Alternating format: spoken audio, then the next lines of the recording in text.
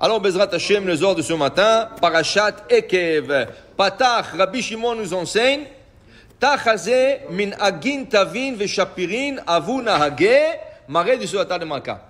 Quand tu es le fils du roi, et tu es à table avec ton père, il y a un protocole à suivre. Même si tu es le fils du roi, tu es un prince, il y a des protocoles à table du roi. Ça veut dire, comment attraper le couteau et la fourchette. Le couteau à droite, la fourchette à gauche. Malgré que le Baba Saleh, il a dit, ça doit être le contraire. Baba Saleh était très strict, que les gens mangent avec la fourchette à droite. Et ils font rentrer le manger dans la bouche avec la fourchette à droite. Le Baba Saleh était très très strict là-dessus. Mais la coutume, ça veut dire la coutume du monde, c'est mettre la fourchette à gauche et le couteau à droite. Mais vous allez voir, quand tu t'habitues, c'est très facile. Alors, bon, mais il y a des protocoles, pour dire, il y a des protocoles. Tu bois pas comme tu veux. Quand tu manges de la soupe, il y en a quand ils mangent de la soupe, ils font beaucoup de bruit. C'est pas des réchérès. Quand tu es à table du roi et quand tu es un roi, tu manges pas la soupe comme ça, tu comprends? Tu bois pas avec une paille à table. Et tu bois pas d'une canette.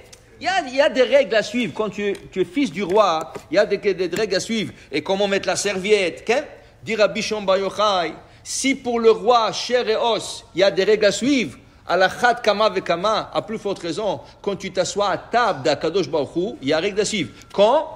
Shabbat.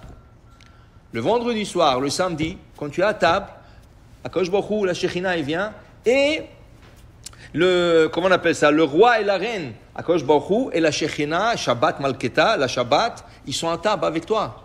Alors si le roi et la reine sont à table, il faut respecter les règles.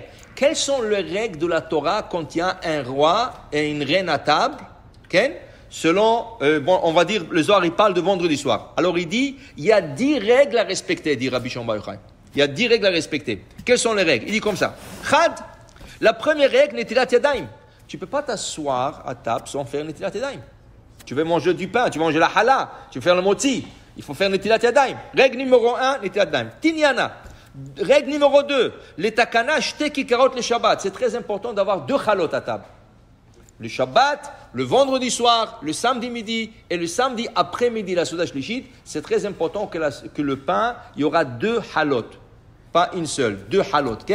Des fois, tu n'as pas. On va dire, tu as mangé plus le vendredi soir, tu avais faim, tu t'es oublié, il n'y avait pas. C'est toujours bien d'avoir un paquet de matzah à la maison. Tu as un paquet de matzah. Il te manque une challah. Prends une matzah, ça va être lechem mishné. Tu as une challah plus matzah, lechem mishné. C'est pour compléter. Des fois, ça peut être maisonnote. Ça veut dire si tu as un rôle qui est maisonnote, ça peut aussi compter dans le cas qu'il n'y a pas. Mais c'est important que ce soit 2. Il faut 2 pains pour faire le moti. On appelle ça lechem mishné. Après, il dit tlita, le numéro 3. Le mechad tlat sudatin. C'est important de manger 3 repas. Et c'est important de mosif chol hakodesh. Ça veut dire que le repas de Shabbat, le plus tôt que tu peux le faire, c'est le meilleur.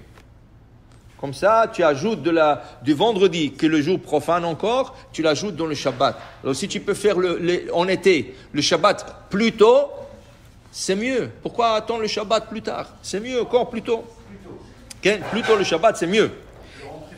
Oui. Parce que là, qu'est-ce que tu as fait? Si tu as rentré le Shabbat plus tôt, ça veut dire que tu as pris une partie de la journée de vendredi, qui n'est pas encore Shabbat, qui est la journée de vendredi, et tu l'as ajouté dans le Shabbat. Alors, au lieu de rentrer le Shabbat à 8 heures, tu l'as rentré à 7 heures. Qu'est-ce que tu as fait? Tu as pris 1 heure du jour profane et tu l'as rentré dans le Kodesh. Mosif Michol à la Kodesh. Tu as ajouté du jour profane dans le jour sacré. Tu as fait 1 heure de plus dans le Shabbat. C'est bien. Après, il dit ici, 4e chose, Revi'a, l'an'ara patora bishraga, d'avoir le bougie de Shabbat à côté de la table. On a dit que déjà dans plusieurs cours, que pour le séfarade, on ne met pas le bougeoir à table. D'abord, il y a beaucoup de problèmes halachiques et problèmes techniques. Havé Shalom, il y a des enfants qui bougent, ils te font tomber une bougie, la nappe attrape feu, tu sais pas, est-ce qu'il faut jeter de l'eau, on a droit, on n'a pas droit, ou des fois on n'a pas droit, et tu jettes. Pourquoi rentrer dans tout ça? Deux, le Harizal dit, notre table représente le Misbeach. le chandelier de Shabbat, il représente le candelabre. Est-ce que le candelabre était sur la table? Non. Le candelabre était en face de la table. Alors la même chose, on met toujours les bougies de Shabbat en face de la table de Shabbat. Et ils éclairent sur la table de Shabbat. Comme ça, le vendredi, quand tu fais ton kiddush, tu regardes aussi les bougies. Alors il dit ici, c'est important que le candelabre soit en face de la table. Si c'est possible, si c'est pas possible, pas possible. Mais c'est important si on peut l'arranger de telle manière. Chamisha'a, cinquième chose, kos de vaychulu. Avoir un verre pour faire vaychulu. Et le verre, ça doit être le meilleur verre que tu peux. En argent, c'est la meilleure chose. Sinon, deuxième choix, cristal.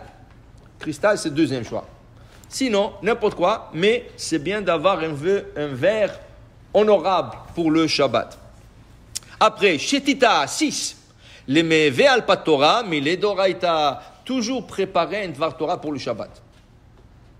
Avec ta femme, tes enfants, des invités, toujours tu fais un dvar Torah. Okay?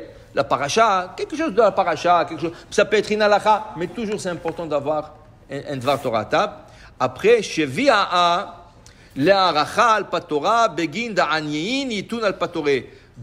le repas de Shabbat, peut-être un pauvre frappera sur la porte et tu vas lui donner à manger. À l'époque, il ne donnait pas la tzedaka de l'argent. À l'époque du Talmud, il donnait le manger. Alors quand tu étais à table et le pauvre tapait sur la porte, quand il t'est trouvé à table, tu l'invitais. Quand tu lui donnes, il a un peu honte. Mais quand tu lui dis, Baruch haba, viens assis-toi avec nous, alors tu allonges un peu le repas de Shabbat. Il y en a qui sont pressés. Il y a qui sont pressés. Non, le Shabbat, tu allonges le plus possible sur la table de Shabbat, tu fais le plaisir de Shabbat, pourvu qu'il n'y a pas trop, qu'ils ne disent pas trop de bêtises, mais ça, c'est mitzvah d'allonger. Après, Temina'a, numéro 8, Netilat yadaim b'mayim acharonim. Tu as fini de manger, mayim acharonim, très, très important, comme dit le Rav Ben Ishraï, c'est la part du Satan. Le Satan, quand tu vas manger le Shabbat, même en semaine, mais surtout le Shabbat, de bon manger, de délicieux, de tout. Il dit, waouh, regarde, il a fait tout ça, et moi, il ne m'a pas invité, il est jaloux de toi. Et là, qu'est-ce qu'il veut faire, le Satan? Il va te mélanger dans Birkat Hamazon. Il va te donner toutes sortes de mélangements dans Birkat Hamazon. Après, tu vas dire, est-ce que j'ai fait Birkat Hamazon? Je n'ai pas fait Birkat Hamazon. Et dans la bracha, tu te trompes avec la 12e, avec la 3e, et tu avales deux mots. Tout ça, c'est le Satan. Quand tu fais Maïm Acharonim, tu dis, ça c'est la part du Satan, laisse-moi tranquille. Alors il s'en va de là-bas, il te laisse tranquille. Alors c'est très important de faire Maïm Acharonim. Après, Teshia'a, numéro 9, Birkat Hamazon, faire Birkat Hamazon, ça avec Havana. Tu as mangé, Vachalta, Vesavata, ou Berachta. Fais Birkat Hamazon. C'est la seule bracha qui est de la Torah, on a dit c'est la seule bracha qui est de la Torah. Dans ce cas, tu feras Birkat Hamazon. Asira'a, numéro 10 dans le protocole de la table de Shabbat, Kos de bracha. Ça, c'est pas tout le monde qui le font. Il y avait une coutume que les gens, quand ils finissaient le repas de Shabbat, il y a 3 hommes à table, au moins 3 hommes, ils prenaient un verre pour faire Birkat Hamazon. Alors tu fais Birkat Hamazon, avant de faire Birkat Hamazon, tu prends un verre, tu le rinces, tu ajoutes du vin, tu le remplis avec du vin. Celui qui fait le zimoun, à